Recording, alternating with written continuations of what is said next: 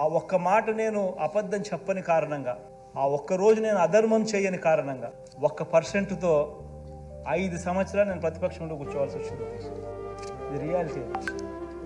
ఒక అబద్ధం చెప్పిందంటే జగన్ ముఖ్యమంత్రి అయి ఉండేవాడు, అధికారంలో జగన్ ఉండేవాడు, చంద్రబాబు నాయుడు ప్రతిపక్షంలో ఉండేవాడు.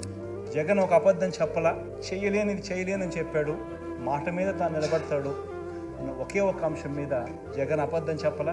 5 సంవత్సరాలు ప్రతిపక్షం. అని అధ్యక్ష, నేను ఈ రోజు కూడా చెప్తా ఉన్నాను, రిగ్రెట్ లేదండి. ఈ రోజు కూడా నేను వెనక్కి పోయి ఆ పీరియడ్లో మళ్ళీ ఒకసారి రీవిజిట్ చేసి, ఈరోజు నువ్వు ప్రతిపక్షంలో కూర్చున్నావు కాబట్టి మళ్ళీ ఆ రోజు మళ్ళీ రీవిజిట్ చేసి మళ్ళీ అబద్ధం నువ్వు చెప్తావా అని అడిగితే ఈ రోజు కూడా నేను చెప్తాను అధ్యక్ష, నా నోట్లో నుంచి అబద్ధాలు రావని చెప్తాను.